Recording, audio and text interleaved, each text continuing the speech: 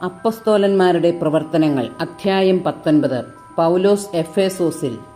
അപ്പോളോസ് കോറിന്തോസിലായിരുന്നപ്പോൾ പൗലോസ് ഉൾനാടുകളിലൂടെ സഞ്ചരിച്ച് എഫേസോസിലെത്തി.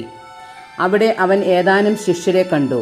അവൻ അവരോട് ചോദിച്ചു, നിങ്ങൾ വിശ്വാസികളായപ്പോൾ പരിശുദ്ധാത്മാവിനെ സ്വീകരിച്ചുവോ? അവർ പറഞ്ഞു, ഇല്ല, പരിശുദ്ധാത്മാവ് എന്നൊന്ന് ഉണ്ടെന്ന് ഞങ്ങൾ കേട്ടിട്ട് പോലുമില്ല. അവൻ ചോദിച്ചു, എങ്കിൽ പിന്നെ നിങ്ങൾ ഏതു സ്നാനമാണ് സ്വീകരിച്ചത്? അവർ പറഞ്ഞു, യോഹന്നാന്റെ സ്നാനം. അപ്പോൾ പൗലോസ് പറഞ്ഞു, യോഹന്നാൻ തനിക്ക് പിന്നാലെ വരുന്നവനിൽ, അതായത് യേശുവിൽ വിശ്വസിക്കണമെന്ന് ജനങ്ങളെ ഉദ്ബോധിപ്പിച്ചുകൊണ്ട് അനുതാപത്തിന്റെ സ്നാനമാണ് നൽകിയത്. അവർ ഇത് കേട്ട് കർത്താവായ യേശുവിന്റെ നാമത്തിൽ സ്നാനം സ്വീകരിച്ചു.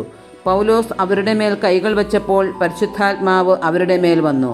അവർ അന്യഭാഷകളിൽ സംസാരിക്കുകയും പ്രവചിക്കുകയും ചെയ്തു. അവർ ഏകദേശം 12 പേരുണ്ടായിരുന്നു. അവൻ സിനഗോഗിൽ പ്രവേശിച്ച് ധൈര്യപൂർവ്വം ദൈവരാജ്യത്തെക്കുറിച്ച് 3 മാസം പ്രസംഗിക്കുകയും വാദപ്രതിവാദത്തിലേർപ്പെടുകയും ചെയ്തു. എന്നാൽ ദുർവാശിക്കാരായ ചിലർ വിശ്വസിക്കാൻ വിസമ്മതിക്കുകയും സമൂഹത്തിന്റെ മുമ്പിൽ ക്രിസ്തുമാർഗത്തെ ദുഷിക്കുകയും ചെയ്തു.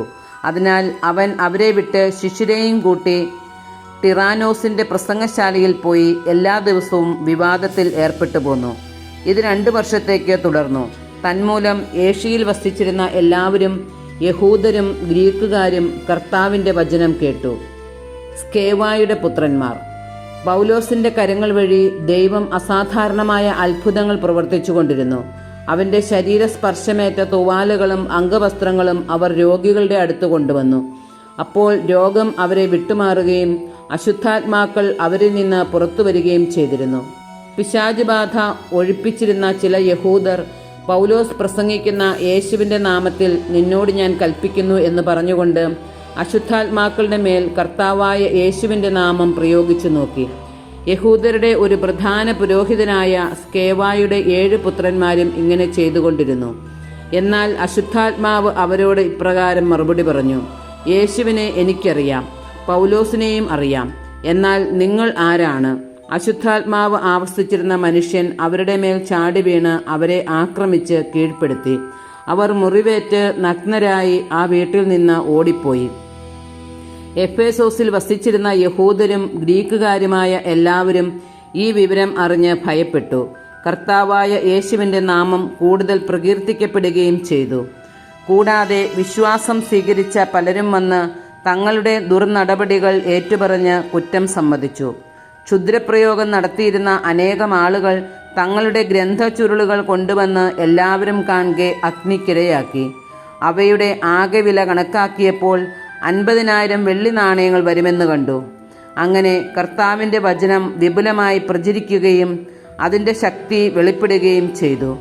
ഈ സംഭവങ്ങൾക്ക് ശേഷം പൗലോസ് ആത്മാവിന്റെ പ്രേരണയനുസരിച്ച് മക്കെദോനിയ, അക്കായിയ എന്നീ പട്ടണങ്ങൾ കടന്ന് ജെറുസലേമിലേക്ക് പോകാൻ തീരുമാനിച്ചു. അവിടെ എത്തിയതിനു ശേഷം തനിക്ക് റോമായും സന്ദർശിക്കണമെന്ന് അവൻ പറഞ്ഞിരുന്നു. അവൻ തന്റെ സഹായികളിൽ 2 പേരായ തിമോത്തയോസിനെയും എറാസ്തൂസിനെയും മക്കെദോനിയയിലേക്ക് അയച്ചിട്ട് കുറെ നാൾ ഏഷ്യയിൽ താമസിച്ചു. വെള്ളിപ്പണിക്കാരുടെ ലഹള. ആയിടെ ക്രിസ്തുമാർഗത്തെ സംബന്ധിച്ച് വലിയ ഒച്ചപ്പാടുണ്ടായി.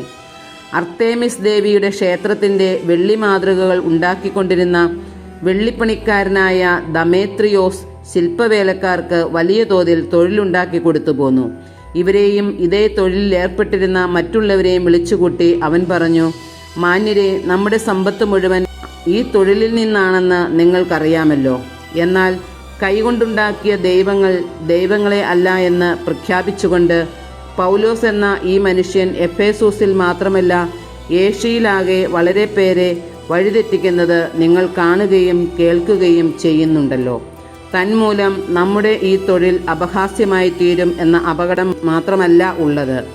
പിന്നെയോ മഹാദേവതയായ അർത്തേമിസിന്റെ ക്ഷേത്രം പൂർണ്ണമായി അവഗണിക്കപ്പെടുകയും ഏഷ്യയിലും പരിഷ്കൃത ലോകമെങ്ങും ആരാധിക്കപ്പെടുന്ന അവളുടെ പ്രതാപം അസ്തമിക്കുകയും ചെയ്യും. ഇത് കേട്ടപ്പോൾ അവർ കോപാക്രാന്തരായി വിളിച്ചു പറഞ്ഞു, എഫേസൂസുകാരുടെ അർത്തേമിസ് മഹോന്നതയാണ്.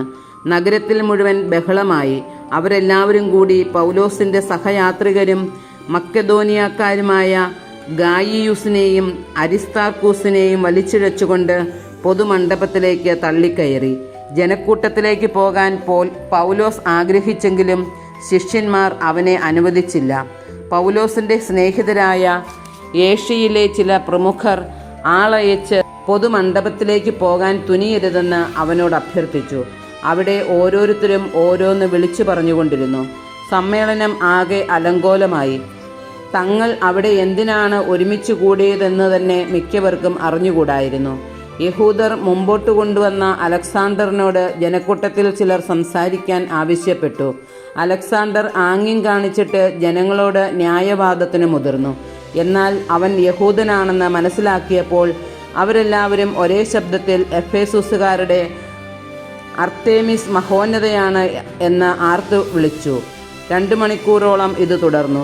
നഗരാധികാരി ജനക്കൂട്ടത്തെ ശാന്തമാക്കിയതിനു ശേഷം പറഞ്ഞു, എഫേസുസുകാരെ, എഫേസൂസ് നഗരി മഹാദേവതയായ അർത്തേമിസിൻ്റെയും അവളുടെ ആകാശത്തുനിന്ന് വീണ പ്രതിമയുടെയും ക്ഷേത്രത്തിൻ്റെ പാലികയാണെന്ന് ആർക്കാണ് അറിഞ്ഞുകൂടാത്തത്? ഈ വസ്തുതകൾ അനിഷേധ്യങ്ങളാകയാൽ നിങ്ങൾ ശാന്തരായിരിക്കണം. അതിക്രമമൊന്നും പ്രവർത്തിക്കരുത്. എന്തെന്നാൽ നിങ്ങൾ കൊണ്ടുവന്നിരിക്കുന്ന ഈ മനുഷ്യർ ദേവാലയം അശുദ്ധമാക്കിയിട്ടില്ല, നമ്മുടെ ദേവിയെ ദുഷിച്ചിട്ടുമില്ല. അതിനാൽ ദമേത്രിയോസിനോ അവൻ്റെ കൂടെയുള്ള ശില്പികൾക്കോ ഇവരിൽ ആരുടെയെങ്കിലും പേരിൽ പരാതിയുണ്ടെങ്കിൽ അവർക്ക് ന്യായാസനമുണ്ട്, ഉപസ്ഥാനപതികളുണ്ട്. അവർ അവിടെ പരാതികൾ സമർപ്പിക്കട്ടെ. അതല്ല, ഇനി മറ്റെന്തെങ്കിലുമാണ് നിങ്ങൾ ആവശ്യപ്പെടുന്നതെങ്കിൽ നിയമാനുസൃതമായ സംഘത്തിൽ വെച്ച് അതിന് തീരുമാനമുണ്ടാക്കാം. ഇന്നത്തെ ഈ ബഹളത്തെ ന്യായീകരിക്കുവാൻ നമുക്ക് കാരണമൊന്നും പറയാനില്ല. അതിനാൽ കലാപമുണ്ടാക്കിയെന്ന് നമ്മുടെ മേൽ ആരോപിക്കുക എന്ന അപകടവുമുണ്ട്. ഇതു പറഞ്ഞ് അവൻ ജനക്കൂട്ടത്തെ പിരിച്ചുവിട്ടു.